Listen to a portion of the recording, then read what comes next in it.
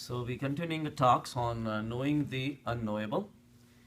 The problem is the knowables are all perceived through the senses, and people want to know that I want to know the God, and if I don't get a proof, I don't believe it.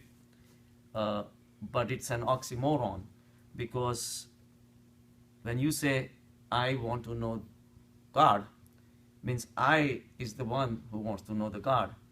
In the sentence, the God exists, the word God exists, I exist, but the God is spiritual, it's an energy, it's not perceivable through the senses.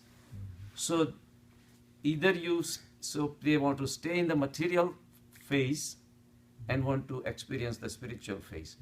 It's an oxymoron. It doesn't work that way. When we were in college, we had it was a friend of ours, I remember an incident. We were just walking around and there was a car passing by. All of a sudden the car stopped.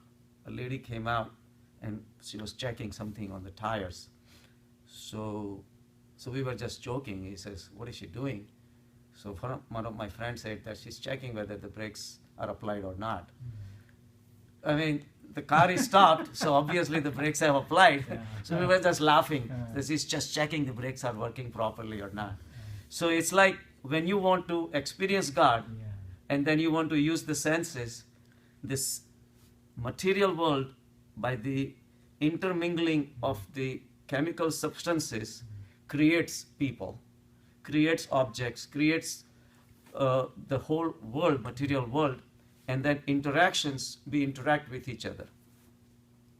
But the phase that was responsible for creation was before that.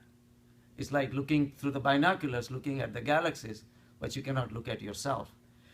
So the word I is created at the time of your birth to call yourself I.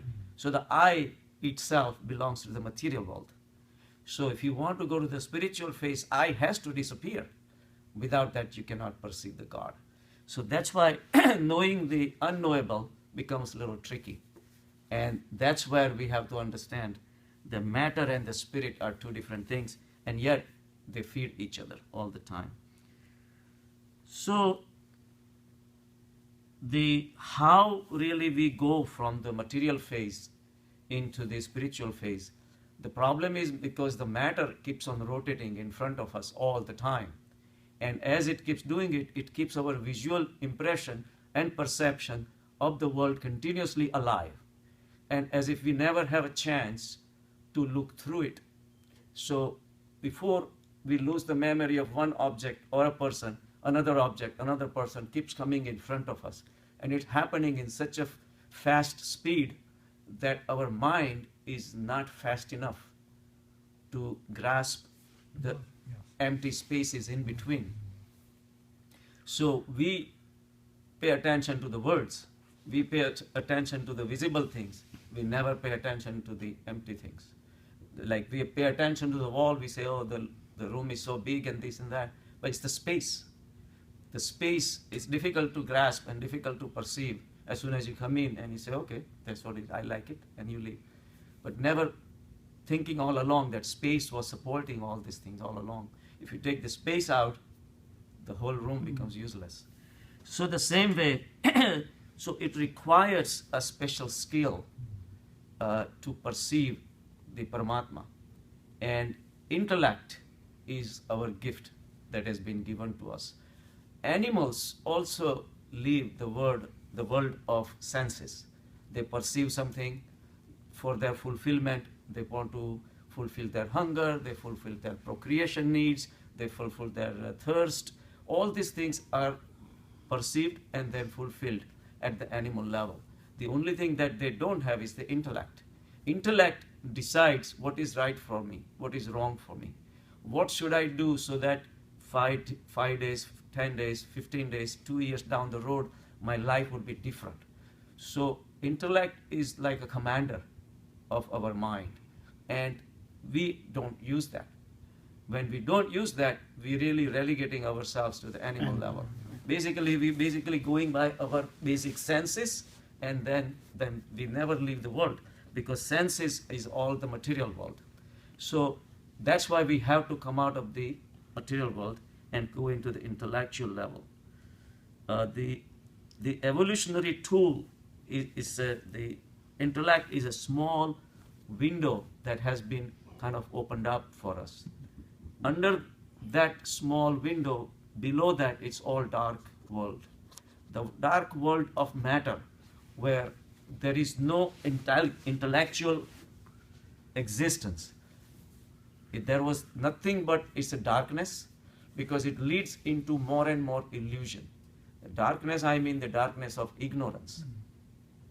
When you drink and you get drunk, you forget a lot of things. Your awareness is stolen. When you eat a candy, when you eat a cookie, or when you get in love with someone. So you are basically guided into believing that the material features of that object or a person or a situation is all that is needed. And that's the only pleasure that you know. So you keep going into the more and more darker recesses of ignorance. And the more ignorance means less awareness. The intellect is rising above the ignorance and raising your awareness. And that is the practice that you can do in meditation. So, intellect for these people has not opened up. There is an intellect. Even people who, you would say that people who indulge in their senses, they also plan their life.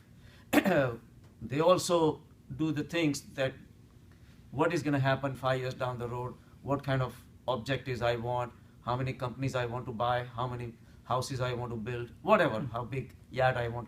They do the planning, of course. That way we are higher than the animals.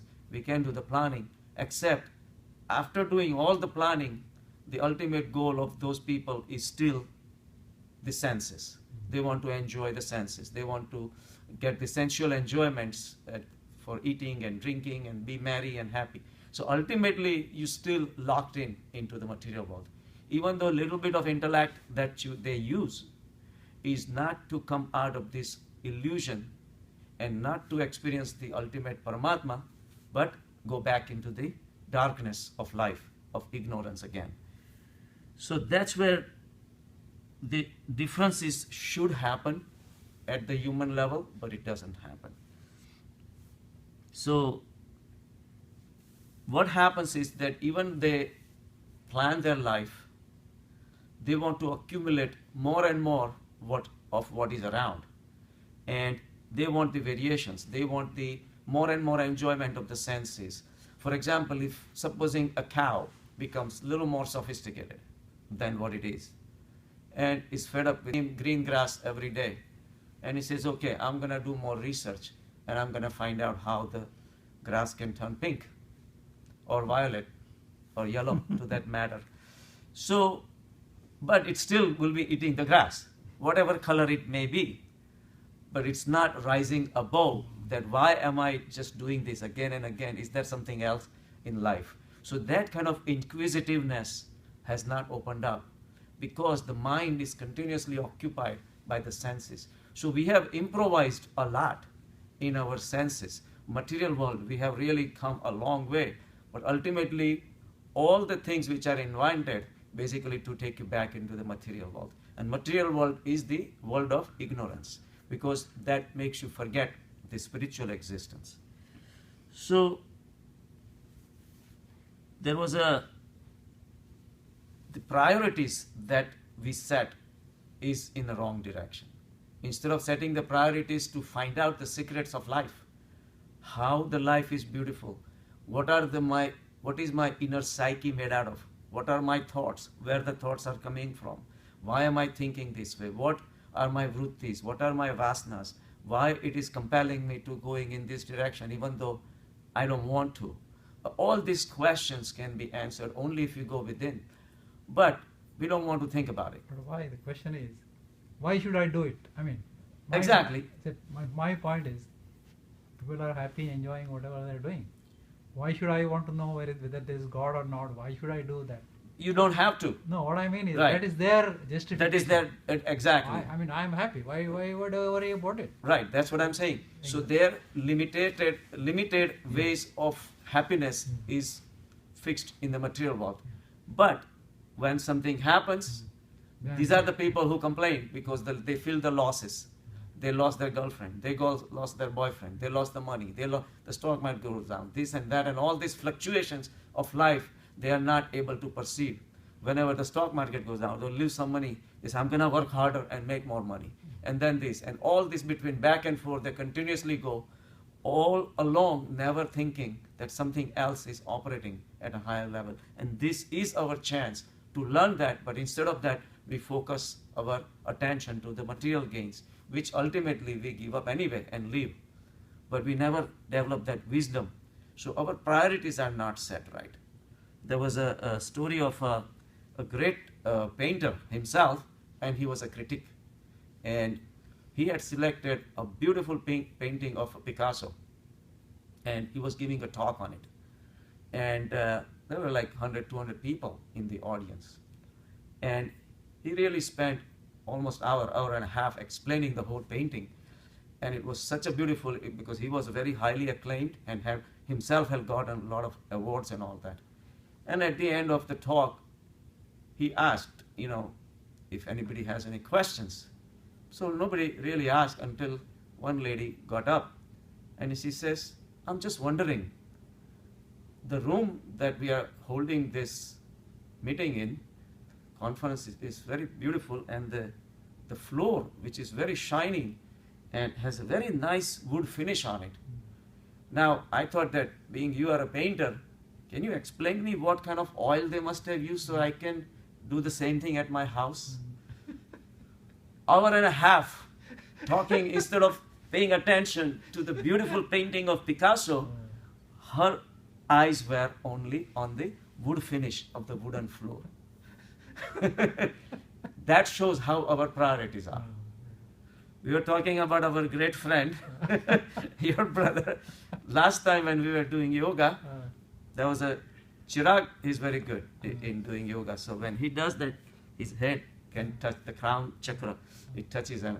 So Vijay Bhai says, look, Chirag is doing now. Chirag was wearing a jacket with the hood, right? So when he went down, the hood went down. So Lakshman started laughing. He says his hoodie is going down. Everybody was paying attention how Chirag was touching his head all the way down. So our priorities are different. That's why Buddha always said that I give out one sermon, but if there are 100 people listening, every person is perceiving it in a different way.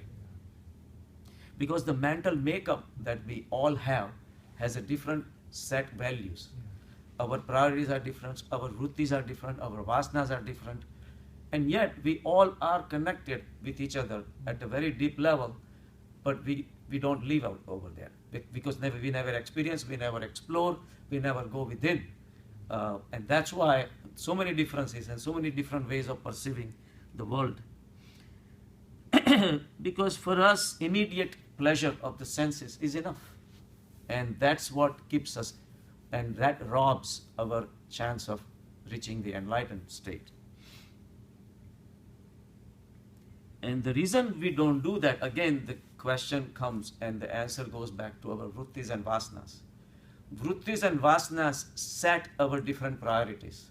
Your priorities would be different, and then my priorities. There was a story, a beautiful young lady had died in an accident on a road. And there were so many people standing there. Every single person looking at her would have a different set of perceptions. If a child is looking at it, and then he says, oh, this could have been my mother, right? A young man looking at her would say, oh, what a waste of a beautiful body, right? A sannyasi passing by, well, it came from Paramatma, went back to Paramatma. A jeweler will be saying, oh, those jewelries she's wearing are very pretty, must be at least such and such value. So everybody perceives the world in a different way. Not one person perceives in exactly the same way as the other. But at the root level, we are all the same. And that's where we all can connect, only if we go within. So, the world also is made to exist and take advantage of vrittis and vasanas of different people. So that's why more and more objects, people, situations are created so that more and more attention can be attracted. More and more games, more and more shows, more and more TVs and appliances and iPads and this and that. All those things have become very successful in drawing attention. And the more attention is drawn, our awareness is focusing more to the outside. And then we become less and less aware, meaning more and more ignorant. So now those objects, those people, those situations draw our attention and they change our behavior. Our behavior, our everyday life is dictated by what our vrittis and vasanas are. But that's not what we really are. Vrittis and vasanas decide at the end of the day where I'm gonna be, which places I would have visited, which people would I have met. All those things, what thoughts would have come in my mind. Everybody would be guided by the vrittis and vasanas. So we're literally slaves to the vrittis and vasanas. They control us. And that's where the lack of freedom happens. So we lose our spiritual freedom only because of vrittis and vasanas. And of course they are ours. We created them. We allowed it to happen, and that's why the vrittis and vasanas are there. So the darkness, in the dark recesses of the world that we end up, everything becomes acceptable. That's why you would see the people are drinking buddies. They're always good friends. Yeah. And they, in a real life, they may not even like each other. But as long as they share a Black Label or Heineken, we are good friends, Then they somehow, that friendship seems like so deep. And when it really comes to the real life, everything falls apart. But as long as they're drinking together, they'll be fine. If you look at all the bars and all these places are kind of dark, dim. So all the differences have to be mellowed out so that we can be friends, so we can continue the same activity. Like you must have attended some Punjabi weddings. That's what happens. They get drunk and they dance. They really dance very well. Punjabis dance so good. But then it's all men's thing, right? So they're all dancing and dancing. Women can't even dare come. Men dance so good. But they're all drunk. They shout and they hit each other and angry and they swear and all that. Next day they forget. As if nothing existed. Nothing happened. So, because in that drunk state, they know that he was drunk. He was not himself. So drinking creates a different personality, which is not even you. The same way is not much different when we get attracted to anything material, it changes us. There was a law just recently, one of the state passed, you cannot text while walking. They found out that there are a lot of people dying because of the texting. They are not paying attention to the traffic. And it was not even driver's fault. And so now, texting and driving, of course, was bad. But now texting and walking is also bad. And they decided texting is addictive. Anything can be addictive. Anything material can be addictive. You just keep getting indulged in that continuous mode. And you never come out of it. So, addiction is a worldly phenomenon. It's not a spiritual phenomenon. Spirit is free. Every time the spirit gets attached to a matter, then the repetitiveness can come. But the spirit, if it remains in a purest form, it never gets attached to anything. So in a true spiritual sense, the addiction was a creation of a human being. There was nothing like that existed before. Because if you look at the nature, every single day a new plant, every single day a new animal is being born. A baby is born, a baby calf is born, baby pig is born, and all the old one is gone and the new is made. Continuous, it's a continuous process. A continuous process cannot happen if you're stuck to anything. And that's where the problem comes in. So Mullah Nasruddin made some announcement once in a party that I drink only one pack in a party. So his friend says, come on, give me a break. I mean, we see you 4-5 guzzling 4-5 drinks easily. How can you say that you drink only one drink?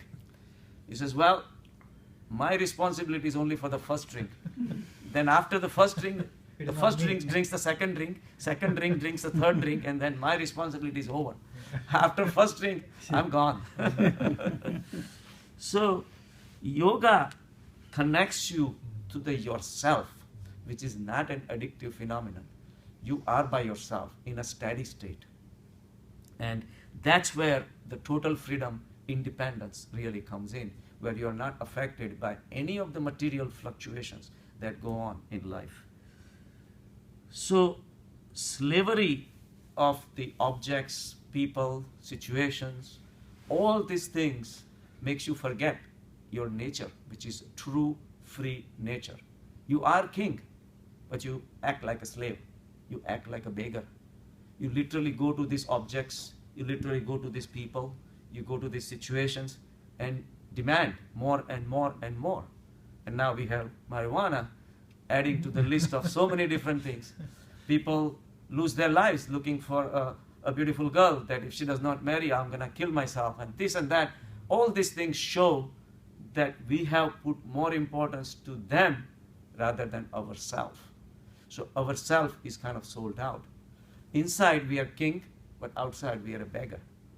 There was a story of a king who had an only son, and he was like a teenager, he was not well behaved. King got angry, kicked him out. And everybody advised him not to do that. He says, but that's the only way he's going to learn. So he kicked him out, and out he goes. He was a prince. He never was trained to really make a living. He couldn't make a living. He went from door to door to door. He was hungry, thirsty. After so many years, basically became a beggar. He was begging on the streets, and nobody even recognized him. And in the far reaches of the kingdom, he just survived barely. And then the king's life was coming to an end, and they needed a successor. So the king said that, I know he was like that, but he must have changed now, so go get him. And so nobody knew where he was. But the minister says, let me go and search. And they go from village to village, and finally the minister finds him. Was barely recognizable, and his clothes were all torn apart and had no shoes, and his blister on the feet, and had a begging bowl, and he was begging from house to house to house.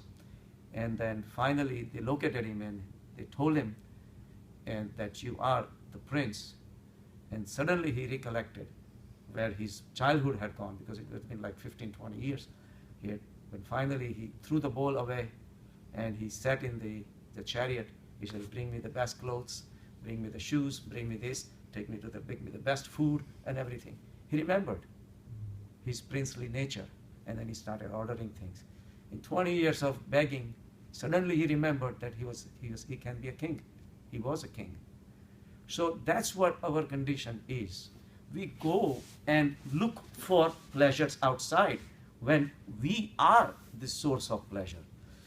That's why I explained last time in lecture that the dog, when it munches on the bone, it's actually its own blood that's coming out. But dog thinks the pleasure is in the bone, not inside. So that is our mistake. We go outside, look for pleasure outside, thinking all those objects will give us pleasure. So that's where. So we depend on our spouse, our children, our money, all these things, and ultimately we lose our freedom and let them dictate our life. And then we complain the life is miserable. No wonder, because everybody has their own life also to live. And yet we want them to be available for us to give us the pleasure. We want them to be behaving in certain ways so that it is suitable to our needs. All these things, we put the demands, and then we expect these things to happen. It doesn't happen. So we need to get away from these objects. We have to regain our own strength, our self-confidence. We have to believe ourselves. And that's why we have to realize all these vasanas and vrittis, which are literally compelling us to go after our objects and pleasures and situations that we enjoy, our addictions and all these things. ultimately it is of the vasanas that we have created that is doing all these things. So getting rid of the vasanas becomes the number one priority to regain the freedom, right? And that's where this yoga comes into the picture. So first thing we have to realize that if you have a positive vasanas, meaning positive liking for an object, that object is what's giving you the pleasure. So you have to realize that that particular pleasure is dependent on that particular object. At the same time, there are other situations where the objects gives you discomfort, that it gives you unhappy sensations. That means you hate those objects, but that object still is controlling you. Being it in its negative way, also it controls you. Our decision to like something and our decision to hate something, it is guided by that object, whatever we like or dislike. But ultimately, that object, whether it is likable or hateable, they both are controlling our nature. So the only way we can come out of the vrittis and vasanas is not to fight them, not to run away from them either, but to be an observer, where we can just observe the whole thing, and that creates the distance between vrittis, vasanas, and our total spiritual self, which is nothing but homogeneous, omnipotent, omnipresent, infinite Swarup that we are. So when we create a situation where we want to run away from, that also does not solve the problem. So most of the religions traditionally tell you, don't do this, don't do this, don't do that. And yet, that's all you see everywhere. People are doing it. They say the maximum amount of alcohol will be consumed in the Middle East, because that's where they say don't do it. When they say don't do it, they consume the most. So you want to believe the religions and don't want to do it, then also you're suffering because everybody else is doing it.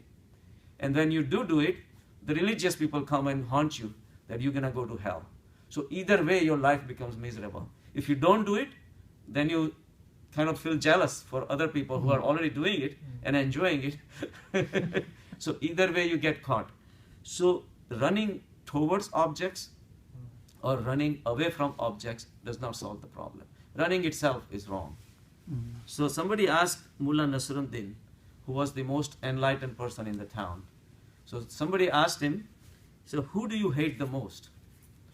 So Mullah Nasruddin says, the people who were married before me, I hate them the most.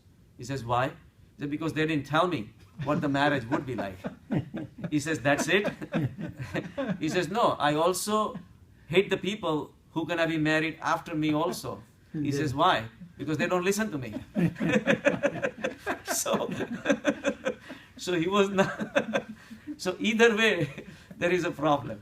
You marry, there is a problem. You run away from your marriage, is a problem. So running towards objects or running away from objects does not solve the problem.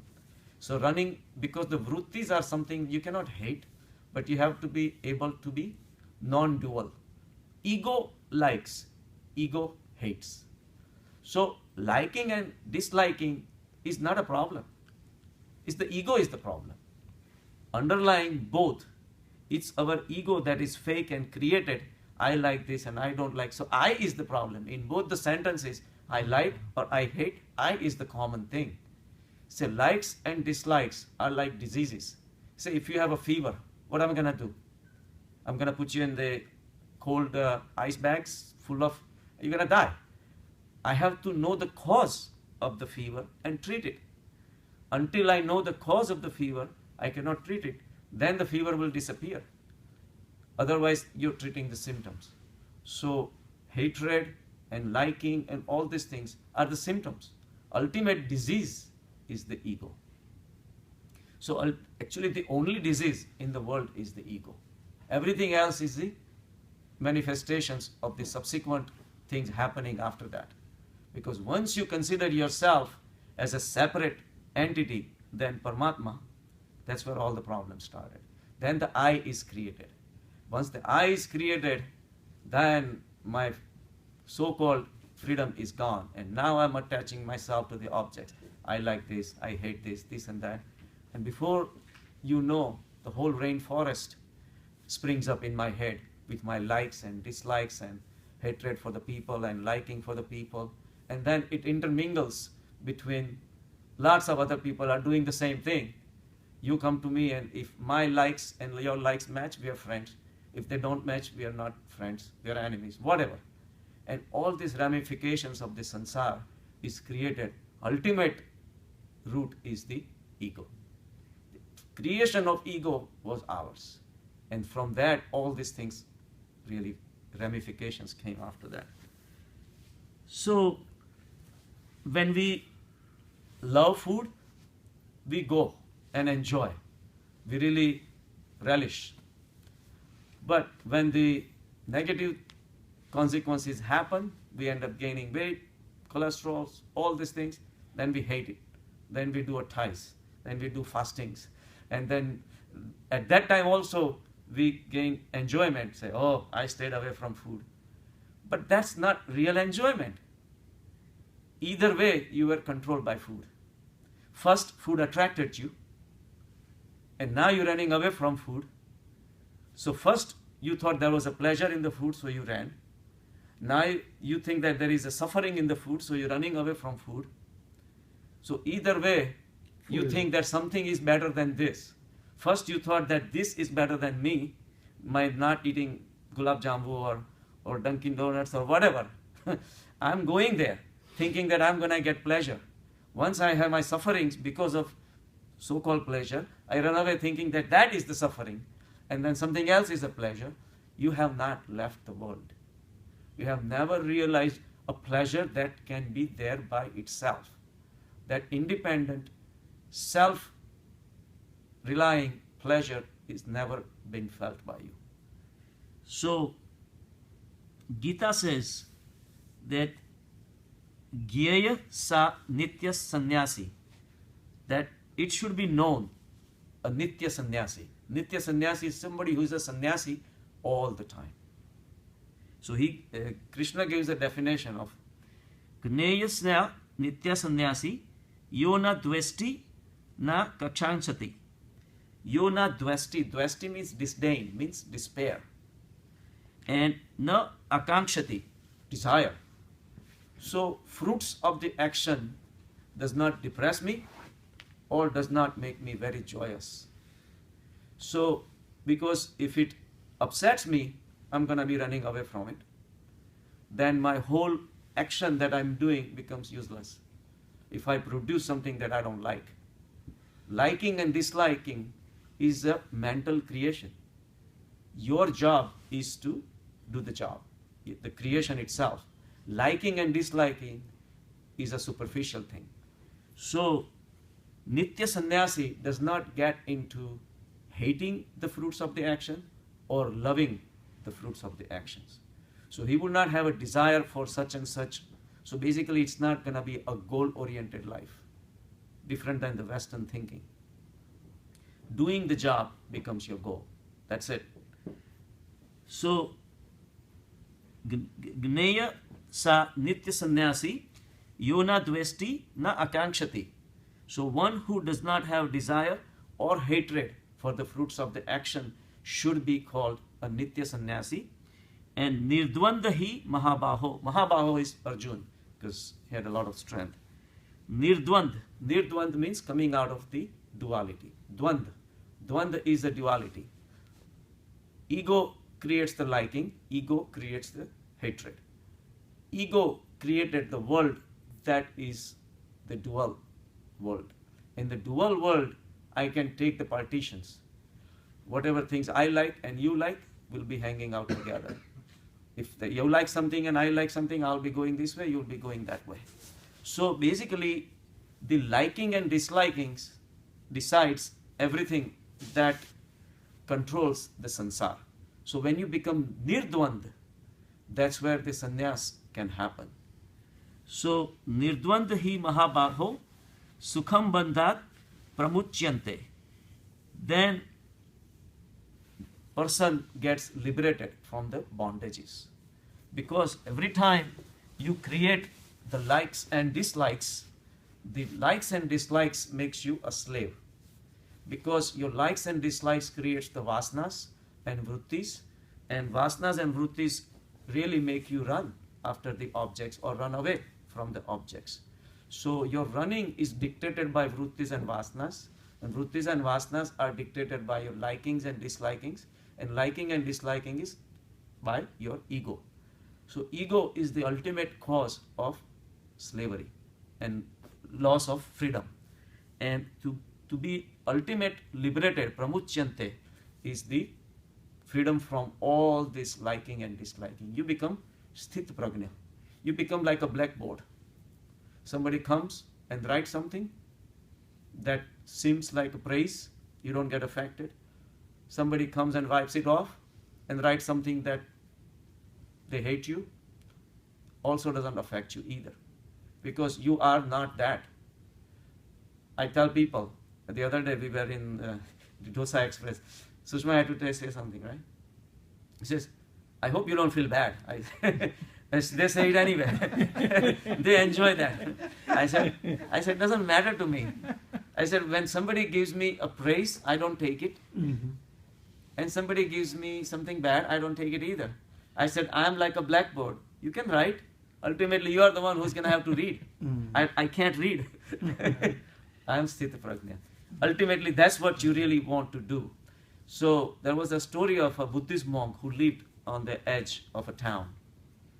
And he was very popular and everybody liked him. He gave good sermons. And one day, there was a big crowd of villagers came and they attacked his hut. And then he came out, he says, what's going on? He says, what do you mean what's going on? Look at this baby, it's your doing. It's my doing? Is that so? Okay. So they cursed him, and apparently one of the girls in the village got pregnant and she named him as the father. So everybody was angry, said, you're a monk and you give all this advice and then you ended up doing a deed like this. And so the Buddhist monk says, okay, if you say so. So they left the baby, said, now you take care of him. So for him, it didn't really matter. He was in a sthit prajna state. Next day, when he went for begging, he took the baby with him. But now, this kind of sannyasi, nobody would give him any begging. They would not give him any food. He went from door to door to door. So ultimately, he reached to the door of the girl whose baby was there. He says, even if you don't give it to me, at least give it to the baby. At least the baby shouldn't die without food. And saying that, the mother came out. And she really broke down in tears. She says, I'm really sorry. I just wanted to save the face of my lover, so I blamed you as a father. And then the whole village came to know the truth. And they told the monk, he says, why didn't you say so before? He says, well, whatever was done was done. The baby had to have a father. If you couldn't decide who the father was, what difference does it make, whether it's me or somebody else? You are the one who gave me all the praise, and now you're taking away the praise. Doesn't matter to me. Like that. So to be able to go through the life without being affected by our situations, that gives you an idea how a sthit prajna state can be. But talking about it is one thing, but going into that state is another thing. But meditation takes you when you start observing your thoughts, because your vrittis and vasanas are also nothing but bundle of thoughts. Mm-hmm. Thought about this, thought about this, thought about that. But when you really go into the thoughtless state, you can realize the distance between yourself and the thoughts themselves. There is a big revolution going on in the country. There is a lot of centers have opened up for the mindfulness. And there is a big article on the Time magazine, the last issue. I'll show it to you. There was, I think one psychiatrist, he got involved into this, and he realized the Buddhist meditation way of life, and basically Buddhists call meditation as mindfulness. You become aware of your mind, and then you do whatever you want to do. Once you become aware, guaranteed you will not be doing wrong things. The immediate separation that can start it can happen only with mindfulness. You do everything mindfully. So whatever you do, you become mindful of what you're doing. So with a little bit of training, and there are so many centers opening up, there are some resorts going on and 3-4 day resorts and things like that. That's where they train you.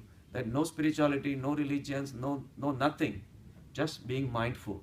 And that creates, and people have written their experiences. Basically, they say that you look at awareness, say you go to the gym, right? And you want to do exercise to build up your muscles, and then you see what are the results and this and that. So you're really training your muscles. The same way, in the mindfulness, you use the awareness as a muscle, that you want to sharpen your awareness. You want to give it a good shape. You want to give it a good exercise. So your attention becomes focused on awareness and nothing else. So awareness starts becoming more and more efficient, energy efficient, kind of. And then little by little you go into it and you become awareness. You become so synchronized with the awareness, the whole world can stay apart by itself. So one guy was giving his experience. He says, like, a lot of times you go to a restaurant and then a friend gets called out for something. Immediately, as soon as he comes out, normally I used to just Twitter or Facebook and check my emails and this and that. So instead of that, now I'm becoming very mindful of what I do. So instead of doing that, now I just sit and I observe. I perceive the crowd, people who are around. There's a baby playing there, a boyfriend and girlfriend hugging, the waitress serving with a smile on the face, and all these realities of life, you start becoming aware. Suddenly the colors become more vibrant, something that you never paid attention. All of a sudden you become aware. He says, even when I walk on the grass, I become aware of my contact of my foot with the grass, how pleasurable it is. And little by little it brings you into the current state, into the present, power of now.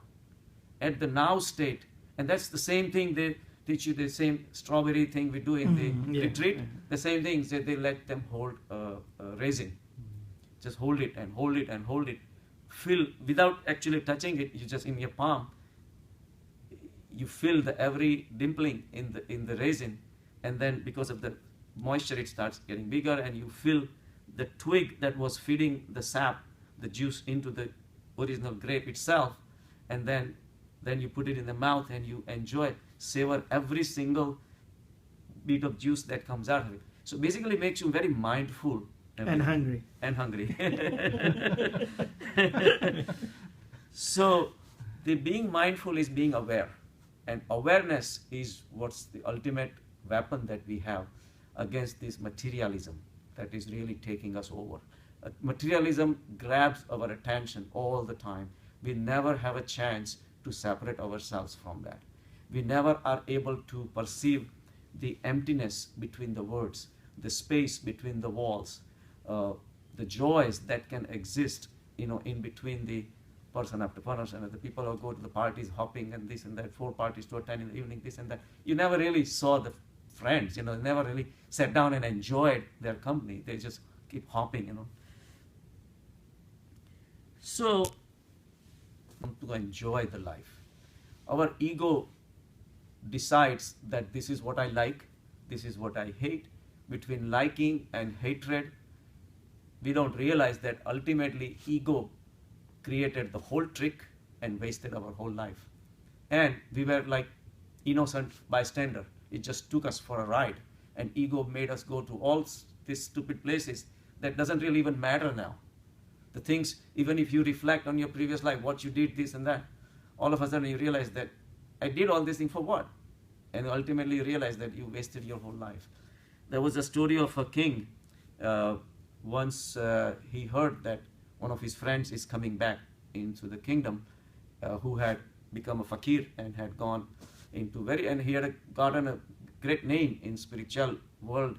So he was so ecstatic, and they both studied together in the school. And so he said that I'm going to decorate my whole the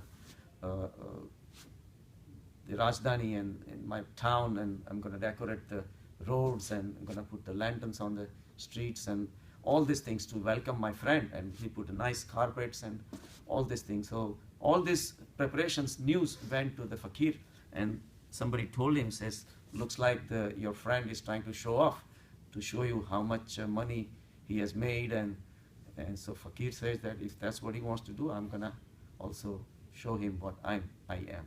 I mean, fakir is fakir, doesn't have anything to show off. So finally, when the day came, fakir came with very minimal clothes on him. He had nothing to show off, but his legs were all dirty with mud on his feet, and with muddy feet he walked on the carpets, beautiful carpets, all the way to the king's court. And nobody said anything. He was king's friend, and he was a fakir, so he was well respected, so he must have a reason to do that. So finally, king and the fakir sat down in their private moments, and he says, all right, tell me how your life has been. I mean, before we start, at least let me ask you, what's about all this mud and all that? So fakir said, well, you wanted to show off your wealth, and so you thought that you have that ego, but I wanted to show you that we are fakirs. We don't really bow down to wealth, like we don't get impressed with wealth like this. So we kick on this kind of wealth. We don't care. That's my fakiri, that's my aham. So king said that in that case we are not much different. Let's sit down and enjoy our old days, but you wasted your life and I wasted my life too. So ego makes you like things, ego makes you hate things, but ultimately ego controls you. And until you realize ego controls you, revolution does not happen. The self-realization happens only when you realize that ego is the cause of all the problems. So ego has to disappear before you want to stand in front of Paramatma. You have to become totally nirmal, totally I-less, basically. Let go your ego. Let go your ego. So the ego prevents you from going into the strit prajna state. Just like if you have a raw food, you have nothing to worry about eating raw food. But when the spices go in, all the salt and sugar and everything goes in, then you eat, but then you always worry what's going to happen. The consequences you never have to worry about. If you remain in your natural state, steady state, you have nothing to worry about it. So along with the steady state comes the fearlessness also, because you're not going to do anything wrong in the steady state. Because vrittis and vasanas take you into the crimes or wrongdoings and hurting someone and things like that. Children never care. They do whatever they want because they know that they are innocent. So that's how you want to. But the problem is we carry this steady state inside. We carry this self within us, but we have not really been in touch with that for a long time. So we have forgotten about it. And yet we have it, but we cannot perceive it. And in the material world, we have become so busy that we cannot even think that something we have. Mullah Nasruddin was walking around and he was carrying his son on his shoulder. And when he was so busy, he forgot that he was carrying his son on his shoulder. And he suddenly remembered what happened to my son. And he was holding him, but he was looking around for his son all over in the market until his son shouted, "Daddy, can I buy these sweets?" "Oh, you're here." So I'm going to kill you. So we are carrying this inside us all the time, but we never pay attention to it. We never pay attention to what we are made up of, where our thoughts are coming out of, where our vrittis are coming out of. This morning when I was meditating, that's where I sent you that picture. It's beautiful. I was in the woods just sitting there and the sun was just coming up. I had finished my run and all that. And then you go deep within you, you feel your structure, what you're made up of. Literally, you layer by layer, you separate it out, and ultimately you reach to a sweet spot. That spot has nothing. There is nothing there. And again, it's something only you can experience. You cannot talk about it, cannot explain to it, cannot write on a paper and give it to it. Nothing like that. It has to be explored and learned by yourself. And it's there. It's always there. Nobody has, repented going within. Everybody who goes in gets it with enough proper efforts and with sincere efforts. Has to happen. But if we don't care about it, the sound that comes out of that silence, it dies out because it's very delicate. It's very subtle. Even after you get it, you can lose it very easily. It's very, very subtle. You have to stay in a steady state all the time, but you get carried away in your day-to-day life and you lose it. And then you regain again. That's the practice you have to keep doing. Ultimately, we hope we'll be in that state all the time. But it's very, very delicate. It's like you can't expect a rock can easily crush a beautiful flower. The spirituality is like a very beautiful flower. And you say, oh, spirit has to be stronger. There is no competition between matter and spirit. Spirit will always lose. But that's not the point. The inner strength is there and the working is still there. The fearlessness is there. The love is there. Karuna is there. All these things, and ultimately the whole world has come out of it too. That's how powerful it is. But in the initial stages, you can lose it very easily. But that's where our efforts come in. The resilience comes in. That's where your efforts should go on and on and on. Ultimately, it happens. We're talking about those senecio. Remember we went on a Kilimanjaro, those plants? Yeah. One of my friends is going there now in Kilimanjaro. There is a plant called senecio that grows at the height of 15,000 feet. And this plant, at that level, most of the plants are like 2 feet. Senecios, 15 meters, 35, 40 feet. They not only exist, they exist only that place, Barranca Valley. They do not exist anywhere else. I saw the documentary in the National Geographic. I was so impressed with that plant. They thrive over there. It's like a jungle over there of senecios. And they have only one bird, a songbird, a sunbird rather. It cross-pollinates its flowers also. So it's dependent on only one species to fertilize the whole thing. And at that level, there is no rainfall. There is snow there. And the snow melts, it just goes down. It's a very quick runoff. So there is hardly any water in the soil. So what they do is these plants when it has the leaves, they become brown, but they don't shed the leaves. They just tilt down and they become part of the stem. And they collect the moistures from the clouds which are passing by. And they pass on the moisture to the roots. And all the years of leaves just keep piling up. That is their technique of survival. Talk about resilience. I was so impressed with that plant. So when I went to Kilimanjaro, that's all I was going there for. So once I saw the plant, I hugged it, I kissed it, I bowed down. I said, now you guys can go, I'm done. But I was really impressed. The resilience is very important on the path of spirituality. You just don't give up. It happens.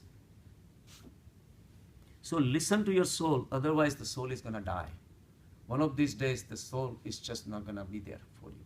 Then you will be all, like Hindi movies, the guy collects millions and millions and then he dies and he gets shot and you die with what what you live with, you die with, basically, simple. So the life is beautiful, life is meaningful, and we have to explore the meaning of it and then become part of it, the witness. So there was a story of two friends. They wanted to be artists in the medieval times, but they couldn't afford the money, basically the fees that would take to learn from a great artist and all that. So they decided one of them will work and the another one will study while, the other friend is making the money and he will get the training. So because the artist himself said that I'm not going to charge you for my fees, but the supplies and all these things have to be there. So even that much money they didn't have. So one friend started working, did very hard manual labor for 5 years, and he supported his friend to do the study, the art. And then finally at the end of 5 years, he really finished his training and became a great artist. And he says, now I'm going to teach you all the things that I have learned, because after all, without you, I would not have been able to become an artist. So, but his friend says, my friend, you go on with your life. I'll have to go on with my life, because all these 5 years of hard work, my hands have become so callous, it cannot hold the paintbrush anymore.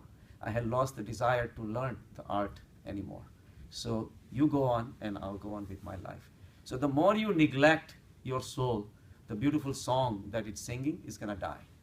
And that's why the yoga says that you have to be persistent into our journey into the souls. So outside situations should not really affect you. And when it does affect you, you have to reinstitute your experiences in meditation of the steady state that you might have achieved, the thoughtless state, samadhi.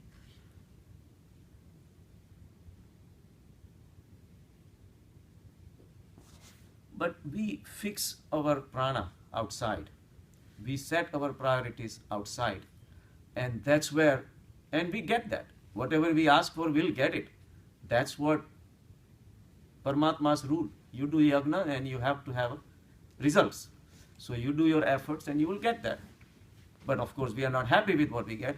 We want more, but at least whatever you work for, you'll get it. But our priorities are set in the material world, so that's what you get. God says that this is the rule that I have created. You come after me, come to me, I'll be available for you too.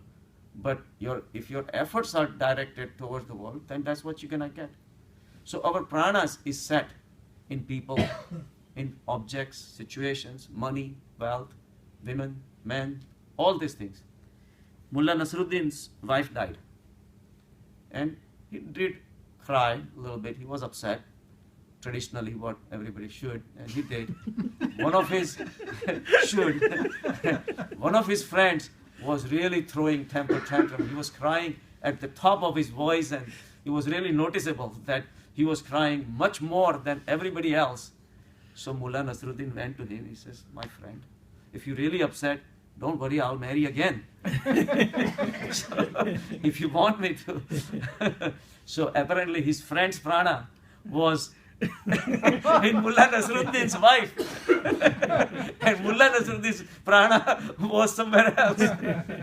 So think which objects will make you suffer when they are not there in your life. You love your spouse, you love your children, you love your money. If as a spiritual exercise, just sit down and think one of these days, which objects will disappear and I'll be very upset. That's where you need an action.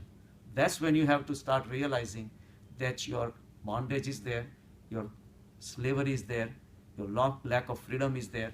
These are the threads which have tied you down to the material world, and which thread needs to be cut individually or totally.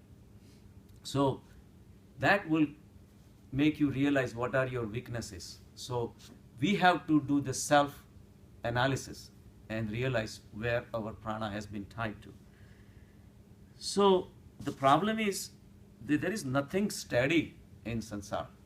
The girl that we might have liked has to grow old. Boy, handsome boy somebody wanted, but that handsome boy has to become an old man. And if nothing happens, we become old too. Mm-hmm. Our desires change. All this continuously changing world in both ways, inside us, our body, and their body, objects, situations, everything keeps on changing, and yet we want to have a fixed everything. Mm. We want to have a fixed desires all the time. We want the people to stay the same. How childish it is, right? Our maturity never comes. We always remain childish and say, oh no, this is what I want, no matter what. We don't grow up. So there is nothing yours that you can call it yours, and nothing will be, ever. There was nothing was. Even when you were born, the I was created. Immediately as soon as you took the birth, all this material that exists, the Pancha Tattva, got together, created you. And once the creation happened, somebody had to name you. The society had to make the arrangement. So everybody was named. I came into existence. The moment you die, that so-called capital I will be gone. So something that is created out of nothing does not mean anything. I does not mean anything. Ego, again, is your relationship with everybody else. So there is really, if I does not exist, how could be your or mine exist? Me, mine, you, yours, all these things are just practical arrangements, but that's not for real. So your spouses are not yours, your children are not yours, your money is not yours. And yet you operate those things with a deep knowledge that you are independent of all these things. Then only you can function in the society. But that sense of independence comes in a nirdvanda state. The nirdvanda is the Advait. Advait state teaches you that duality is fake. And that's when you transcend the attachment. That's when you transcend the vrittis and vasanas.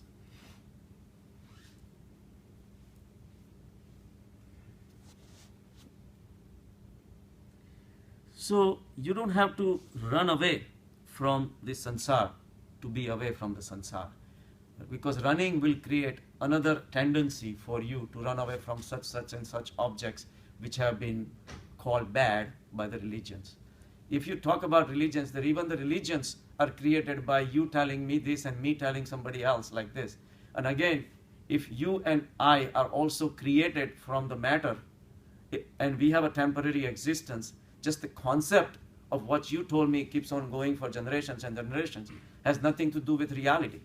It's because somebody's interpretation was passed on to somebody else. So so-called religions have created, that's why it doesn't have a strength to hold you on to.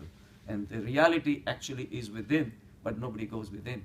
So everybody keep going, bowing down to the temples and do this and do that and all that. It's just material illusion just keeps going on.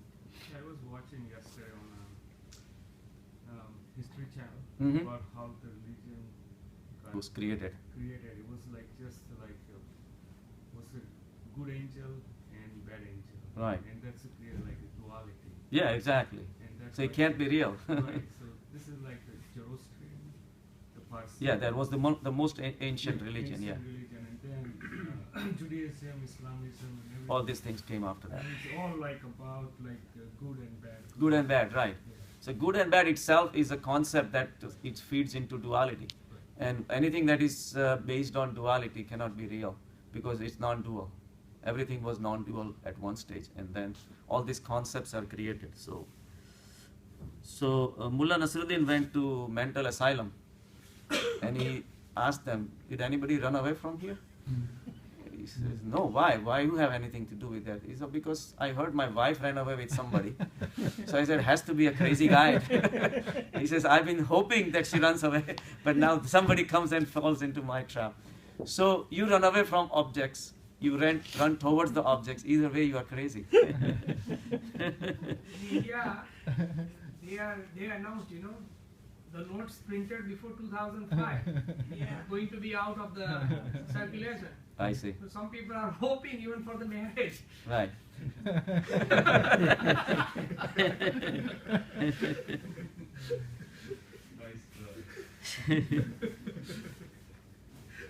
So once you realize your connections with the outside world, and the threads are the vrittis and vasanas that where you extend yourself to the material world, and you realize the futility of all these things which are changing all the time, nothing can be yours, and yet we keep on running. Little by little, your threads start shrinking. Then you start withdrawing yourself. That's pratyahara. Pratyahara is a pratikramana. The Mahavir was Kshatriya, right? So if you look at his language, atikraman means attack. Pratikraman is going within. But the ultimate idea is still attacking inside. Is the attack inside. That's how much fervor, he said, you have to develop to know yourself. You cannot just sit and then one of these days the God is just going to throw it on your lap. You have to do pratikramana. Pratikramana is a very forceful... But again, isn't it doing? No, it's not. You're being observing. The doership is only... Determination should be. The doership is only the initial phase. But the step of the meditation, you sit for 15-20 minutes, is an act. Okay. But what is going on within, yes, you start with the doing because that's all we've been doing.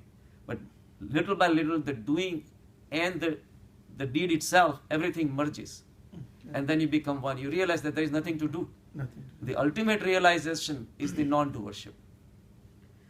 So once you cut down your mental ties with the outside objects at the mental level, not at the physical level, the pratyahara starts. So pratyahara, dharana, dhyan, samadhi. So all these things becomes a step by step.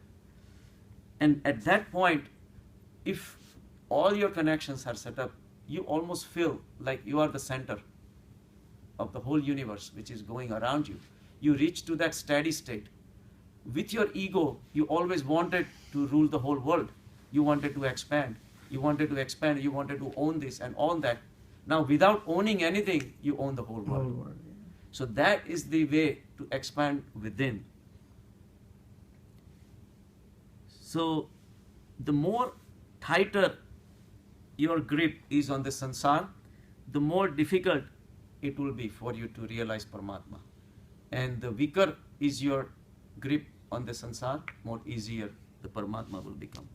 So mindfulness is what we were talking about is needed. You have to be aware of what you're really doing. Whatever you're doing, is it really fruitful? Ultimately, it's going to take you to realize that self-realization or not. So you have to analyze all your actions, and then only you can make the proper choices in life. And then only the unknowable becomes known. Only when you spend time with Paramatma, Paramatma reveals himself. But if you never spend time with him, that sweet fragrance inside is just going to die out. And when you go inside, don't be afraid to lose anything. Ultimately, whatever you're going to lose, you are going to lose anyway. It's useless. Whatever your possessions, even if you say you spent 20 minutes or 30 minutes and you did not make X amount of dollars during that time, don't worry about it. Because what you're gaining is a lot more. Correct. So whatever you're losing is worthless, and what you're getting is priceless, omnipotent, omnipresent. So much for today.